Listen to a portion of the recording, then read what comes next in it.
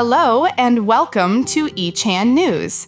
This video allows you to listen to 10 real-world news stories and online reactions in English. Today, we will cover the following topics. Chikawa Trio becomes Santa Claus in Christmas-exclusive breads at Omotesando's Chikawa Bakery. Bank of Japan halts supply of old banknotes to accelerate transition. Surge in license suspensions for drunk driving on bicycles and e-scooters. Google's AI incorrectly reports tsunami warnings lifted. Human monogamy rate is about 66%, new study reveals. PS5 Pro sales jump over 7-fold after limited-time price cut. Photoshop, Acrobat, and Express now free on ChatGPT as Adobe and OpenAI enhance partnership. Rakuten Bank launches smartphone ATM for cardless transactions at 7bank and Lawson Bank ATMs.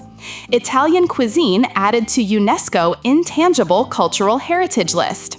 Dentsu Group's guilty verdict finalized in Tokyo Olympics bid rigging scandal. First, I will present 10 real news stories in English. I will then introduce excerpts from message boards in social media in Japan and abroad that show online reactions to the news. At the end of the video, I will explain key phrases used in the news with example sentences. Now, let's get started. Our first topic is Chikawa Trio becomes Santa Claus in Christmas-exclusive breads at Omotesando's Chikawa Bakery. From December 12th to 28th, 2025, the Chikawa Bakery on the third floor of Tokyo Plaza Omotesando in Tokyo will offer 3 types of limited edition Christmas-themed breads. These new items feature the popular characters Chikawa, Hachiwere, and Usagi, each designed with a snow-dusted Santa hat. The breads are named Chikawa Bread Santa, Hachiwere Bread Santa, and Usagi Bread Santa, and will each be sold for 650 yen, tax included. The fillings are also special winter editions. The Chikawa bread is a savory bun filled with mushroom stew. The Hachiwere bread contains a sweet strawberry milk filling, and the Usagi bread is filled with cheese cream. Additionally, from November 28th to December 28th, the bakery is offering hot drinks like coffee, 590 yen, lattes, 690 yen, and hot chocolate, 790 yen, served in original logo takeout cups, as well as clam chowder, 790 yen, complete with special latte art and a novelty campaign. To meet demand for at-home tea time and holiday gifts, the store will also sell limited quantities of merchandise, including bottled jams in strawberry butter, blueberry butter, and sweet potato butter flavors for 950 yen each, and tea tins for 2,400 yen each. Chikawa Bakery is a permanent cafe operated by LTR Inc., a subsidiary of CL Holdings Inc. Regarding this news, here's what people are saying online. Chikawa has basically turned into a luxury tax on young adults. 650 yen per bread in Omotesando is just character IP used as a regressive tax. Cute is nice and all, but a limited pop-up in central Tokyo just concentrates money there. If they were serious about healing the nation, they'd do local bakeries nationwide. These seasonal collabs keep people lining up, but once the hype cycle gets faster, only big IP holders can play, and small bakeries get pushed to the edge. The next topic is Bank of Japan halts supply of old banknotes to accelerate transition. The Bank of Japan revealed on December 10, 2025, that it has effectively ended the issuance of 3 denominations of old banknotes, including the 10,000 yen note featuring the portrait of Fukuzawa Yukichi. The central bank stopped supplying these old notes to financial institutions at the end of September 2025 to accelerate the transition to new currency introduced on July 3, 2024. The new banknotes feature industrialist Shibusawa Iichi on the 10,000 yen note, educator Tsuda Umeko on the 5,000 yen note, and bacteriologist Kitasato Shibasabro on the 1,000 yen note. Although a year and a half has passed since their introduction, the new notes only account for about 40% of all banknotes in circulation. The Bank of Japan had continued to supply the old notes because many machines, such as vending machines and ticket dispensers, were not yet compatible with the new designs. As of September 2025, about 60 to 70% of the approximately 2.2 million beverage vending machines nationwide have been updated to accept the new bills. ATMs and public transport ticket machines have almost entirely completed the transition. The manufacturing of the old banknotes has already ceased, with the Bank of Japan only holding a remaining stock for emergencies, such as a surge in demand for cash after a natural disaster. The Fukuzawa Yukichi 10,000 yen note has been in circulation for approximately 40 years, first appearing in 1984. The Bank of Japan has assured the public that all old banknotes will remain legal tender indefinitely and can be exchanged for new notes at financial institutions. Regarding this news, here's what people are saying online. If anyone needs to hear it, I seriously recommend buying them sooner rather than later. Really! If you're gonna pick some up, now's the time. People say it's still valid forever, but once ATMs and vending machines stop taking it, the social cost to using old notes quietly goes up. Swapping Yukichi for Shibusawa doesn't change inequality at all. What it really changes is who gets the upgrade demand in the cash handling industry. The next topic is surge in license suspensions for drunk driving on bicycles and e-scooters. In Japan, the number of people receiving driver's license suspensions for drunk driving on bicycles has increased dramatically. From January to September 2025, 896 people had their car licenses suspended for this reason, a significant jump from only 2 people during the same period last year. Similarly, suspensions for operating electric kickboards while intoxicated rose to 77 cases, up from 4 in the previous year. This sharp increase is attributed to the revised Road Traffic Act, which took effect in November 2024. Previously, only severe intoxication, known as sake-yoi unten, was a punishable offense for cyclists. However, the new law now also penalizes shuki obi unten, or driving under the influence with a breath alcohol level of 0.15 milligrams per liter or higher. The legal basis for these suspensions is Article 103, Paragraph 1, Item 8 of the Act, which allows the Public Safety Commission to suspend a license if a person's driving is deemed a significant traffic hazard, separate from the usual demerit point system. Penalties are severe, with driving under the influence carrying a sentence of up to 3 years in prison or a fine of up to 500,000 yen. The penalties for severe intoxication are even stricter. The maximum license suspension period is 180 days. Furthermore, the law holds others accountable. Lending a bicycle to an intoxicated person can result in up to 3 years in prison or a 500,000 yen fine. Since a law revision in July 2023, e-scooters that meet certain criteria are classified as specified small motorized bicycles and do not require a driver's license. Despite this, drunk driving violations have been on the rise. In response, the major sharing service Loop began a trial of pre-ride alcohol checks in Shibuya on December 9, 2025. This system prevents users from renting a scooter if alcohol is detected. Regarding this news, here's what people are saying online. no license required, but you can still get it suspended, is peak Japanese rule design. They're regulating human behavior via every possible backdoor. Cracking down on drunk cycling makes sense from a safety standpoint, but if late-night transport stays this week, people will just keep taking dumb risks. E-scooters were sold as light mobility, but once you add alcohol checks and license-linked penalties, they're basically mini cars without the bodywork.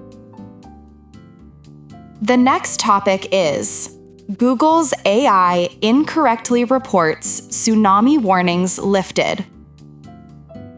On the night of December 8, 2025, a strong earthquake occurred off the eastern coast of Aomori Prefecture, Japan.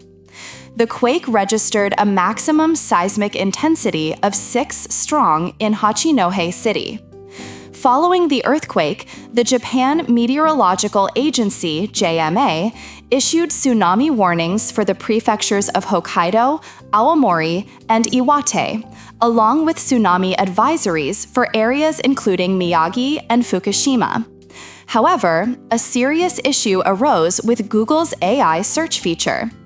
At approximately 2:10 a.m. on December 9th, while the tsunami warnings were still in effect, the AI overview function at the top of Google's search results provided false information. When users searched for the latest tsunami updates, the AI incorrectly stated that all major tsunami warnings, and tsunami advisories had been lifted and were no longer in effect. This was factually incorrect. At that time, the JMA and official media outlets were still urging residents in coastal areas to continue evacuating to higher ground. The tsunami warnings were not downgraded to advisories until 2:45 a.m., and all advisories were not fully lifted until 6:20 a.m. The incident has drawn criticism from experts who point out the dangers of relying on AI summaries for life or death situations. This event is being compared to a similar case during an earthquake off Alaska in July 2025, and has sparked calls for guidelines on the use of generative AI in disaster-related communications. Regarding this news, here's what people are saying online. Googling while tsunami warnings are still active, and the AI summary says all warnings lifted. If you use it totally out of its proper context, of course this happens. I do think it's basically a user-side problem, but making that answer show up by default at the very top of search is, that's a design issue. There are people who keep asking AI to fact-check things, but do they realize that the moment you outsource fact-checking to AI, you've basically abandoned fact-checking? And then, during an active tsunami warning, AI is out here saying, all warnings lifted. If you just swallow whatever AI tells you, it can literally get you killed. While tsunami warnings were still in effect, AI summary kept saying all warnings lifted when people searched for tsunami info. The next topic is human monogamy rate is about 66%, new study reveals. A research team led by Dr. Mark Dybel, an evolutionary anthropologist at the University of Cambridge, has published a study in the Proceedings of the Royal Society B comparing the degree of monogamy in humans and 34 other mammal species. The study used ethnographic and genetic data to determine the proportion of full siblings, children who share the same two parents, within each species or society. A higher percentage of full siblings was considered indicative of a higher rate of monogamy. The results showed that, on average, approximately 66% of children in the human societies studied were full siblings. This places the human monogamy rate below that of beavers, which is about 72%, but slightly higher than that of meerkats, at around 60%. The researchers referred to their ranking as the Monogamy Premier League. The California mouse topped the league with a 100% full sibling rate, followed by the African wild dog and the Damaraland mole rat. Humans were ranked 7th out of the 35 species. In contrast, the rate was only about 4% for chimpanzees and dolphins, and about 6% for mountain gorillas, confirming that many primates engage in reproductive strategies with multiple partners. A detailed analysis of 16 human populations revealed an average full sibling rate of 63.3%, but with wide variations. For instance, the rate was as low as 26% in Neolithic England, while it reached nearly 100% in certain French communities during the 18th and 19th centuries. Dr. Deibel's team concludes that humans are not perfectly monogamous, but have a remarkably strong tendency toward it compared to most mammals. Regarding this news, here's what people are saying online. Getting beaten by beavers and monogamy just confirms that law and religion are doing a lot of heavy lifting over our instincts. 66% looks faithful, but flip it around and 1/3 of family trees are already structurally messy by design.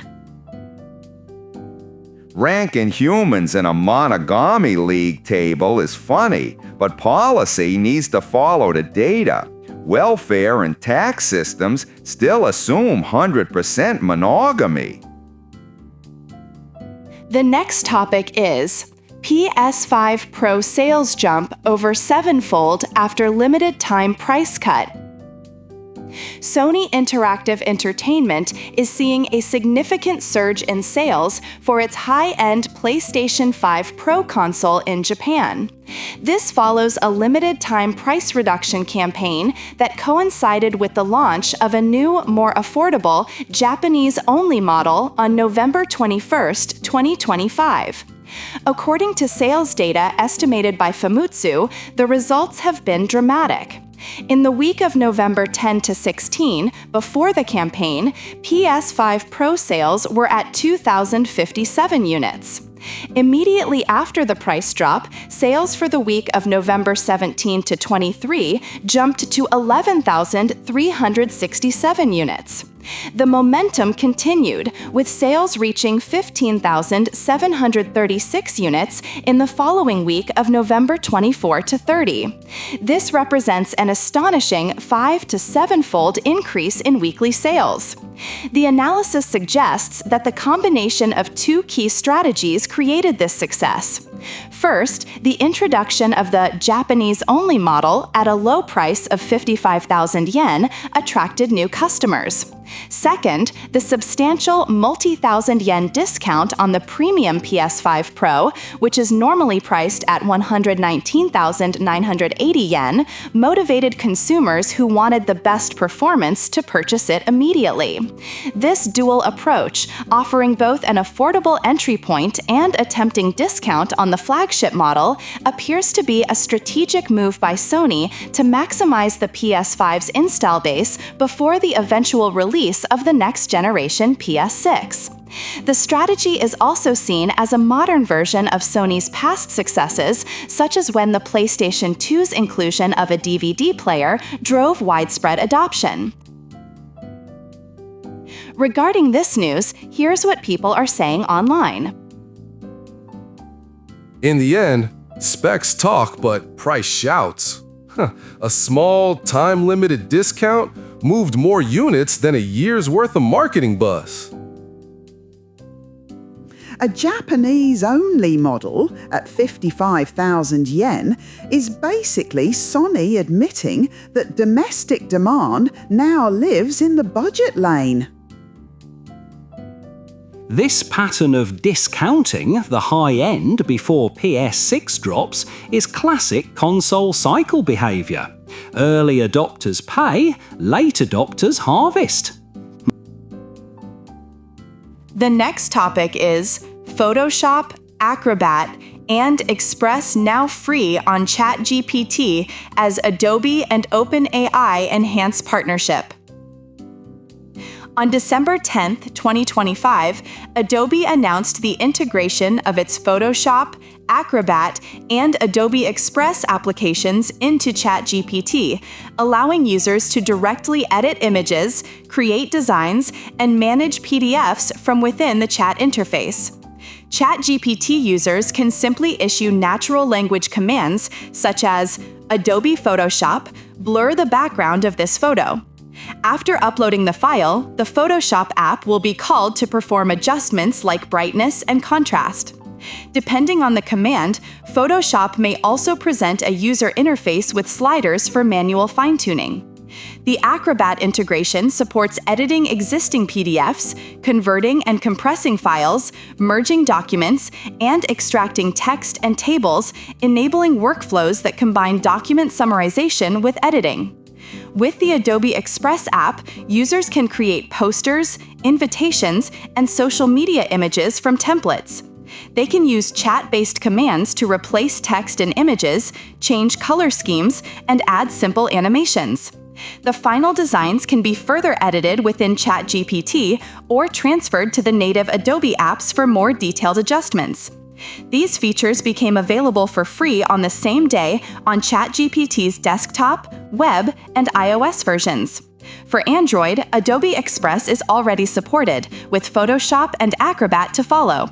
While a login to an Adobe account is required, the goal is to seamlessly connect ChatGPT's over 8 million weekly active users with Adobe's creative tools, reducing the need to switch between apps. This move follows Adobe's October 2025 announcement about incorporating a conversational AI assistant into its products, positioning it as a key strategy to reorganize creative tools in the generative AI era and expand its subscription business. Regarding this news, here's what people are saying online. Free inside ChatGPT is just the new lobby. The real ticket price shows up once your whole workflow is locked into their cloud. It's convenient to call Photoshop from a chat, but connecting to subscription ecosystems just makes the exit cost even higher for creators. Once editing, contracts, and distribution all live in one AI interface, whoever owns that interface effectively owns the creative pipeline. The next topic is Rakuten Bank launches smartphone ATM for cardless transactions at 7bank and Lawson Bank ATMs. Rakuten Bank announced that from December 9th, 2025, it has launched a new service called Smartphone ATM, which allows users to deposit and withdraw cash at ATMs using only their smartphones. To use the service, customers launch the Rakuten Bank app and scan a QR code displayed on the ATM screen, enabling them to complete transactions without a physical cash card. This service is available at over 28,000 7bank ATMs and approximately 14,000 Lawson Bank ATMs nationwide. This development allows ATM transactions, which previously required carrying a cash card, to be completed with a single smartphone. It is expected to make it easier for users to access cash when needed and reduce the risks of card loss or theft. 7bank noted that with this rollout, its smartphone ATM service is now compatible with all major domestic internet banks, marking a significant step in the collaboration between online banks and convenience store ATM networks. To use the feature, a one-time setup in the Rakuten Bank app is required. Service hours, daily transaction limits, and fees are the same as or similar to those for transactions using a conventional cash card. As one of Japan's largest online banks by number of accounts and deposit balance, Rakuten Bank's introduction of the smartphone ATM is seen as a strategy to appeal to the remaining demand for cash with the convenience of cardless and app-based services, in parallel with the expansion of cashless payments. Regarding this news, here's what people are saying online. Cardless sounds modern, but in practice, we just swapped don't lose your card for don't lose your phone plus app access.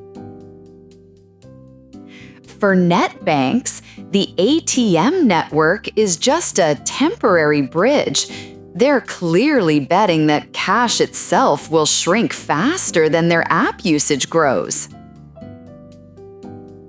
Once every major net bank supports smartphone ATM, the real differentiation moves to fees, UX, and how well they plug into QR and point ecosystems.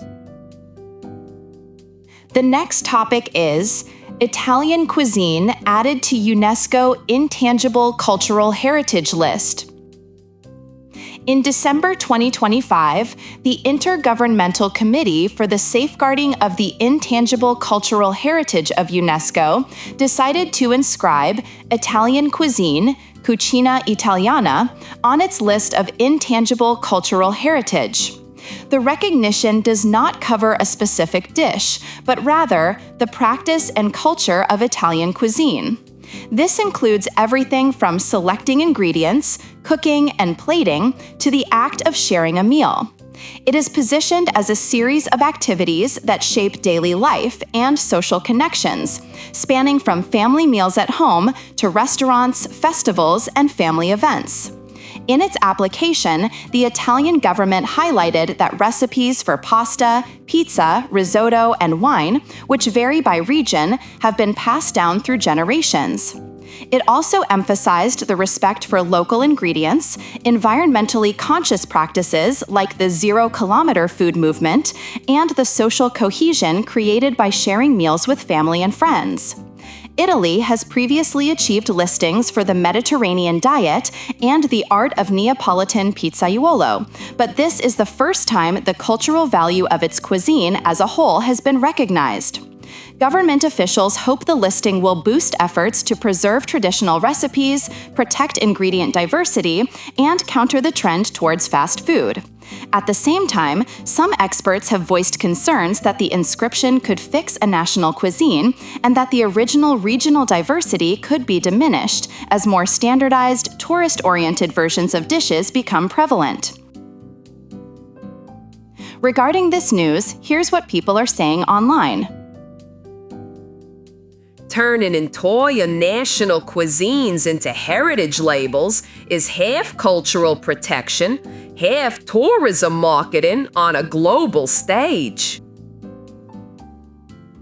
Once Italian cuisine gets canonized, the fear is that messy, everyday food culture gets trimmed down into something safe for brochures.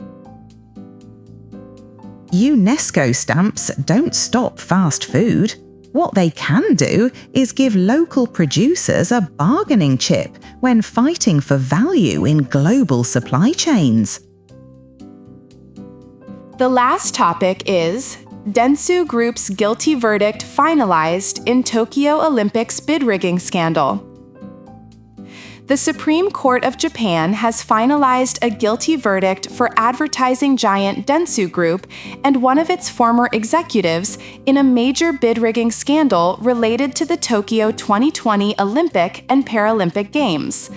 On December 9, 2025, the court rejected the final appeal from both Dentsu Group and Koji Hemi, a 58-year-old former executive, cementing the rulings of the lower courts. The case centered on violations of the Anti-Monopoly Act, where Dentsu was found to have illegally coordinated bids for contracts to manage Olympic test events and the main competitions. The Tokyo District Court initially found them guilty, imposing a 300 million yen fine on Dentsu Group and a 2-year prison sentence suspended for 4 years on Mr. Hemi. The Tokyo High Court later upheld this decision. With the Supreme Court's unanimous rejection, Dentsu Group is the first of 6 indicted companies to have its conviction finalized. The entire affair was uncovered after another agency, ADK Marketing Solutions, reported the scheme to the Japan Fair Trade Commission under a leniency program.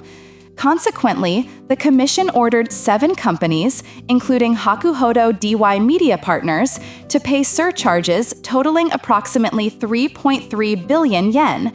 Dentsu Group's share amounts to about 500 million yen, which, combined with the criminal fine, brings its total financial penalty to around 800 million yen.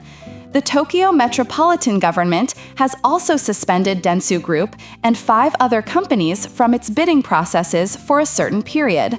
While the conviction tarnishes Dentsu's corporate image, some analysts suggest that its dominant position in the industry remains secure due to a lack of comparable competitors for large-scale event management. Mr. Hemi will avoid imprisonment as long as he does not commit another offense during his 4-year probation. This final judicial decision is seen as a symbolic moment, officially acknowledging one of the negative legacies of corruption associated with the Tokyo Olympics.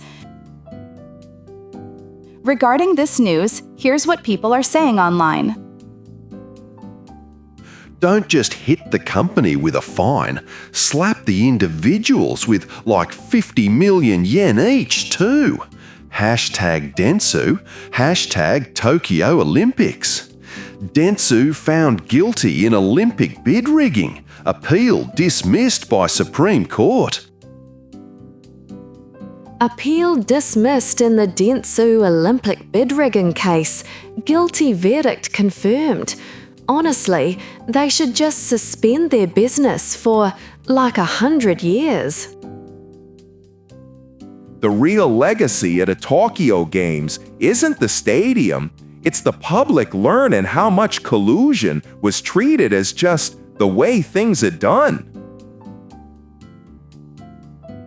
Before we go, let's review the key phrases from today's news that you can use. To meet demand for. The company increased its production to meet the growing demand for electric vehicles. Accelerate the transition to. The government is implementing new policies to accelerate the transition to renewable energy.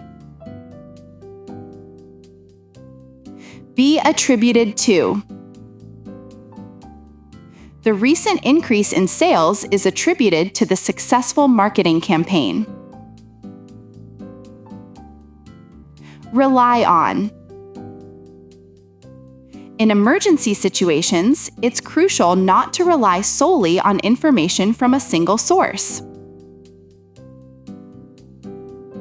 In contrast. The city's northern district is modern and bustling. In contrast, the southern part has retained its historic charm. Coincide with. The festival was scheduled to coincide with the anniversary of the town's founding. Reduce the need to do something. This new software will help reduce the need to perform repetitive tasks manually. Reduce the risks of. Regular exercise and a balanced diet can help reduce the risks of various health problems. Be passed down through generations. The traditional craft of pottery has been passed down through generations in this village. Tarnish someone/something's image. The scandal threatened to tarnish the politician's image just before the election. That's all for today's eChan News. Thank you for practicing with us today. What do you think about the news? Let us know your thoughts in the comments below. If you found this useful, please like, subscribe, and hit the notification bell. We'll see you tomorrow.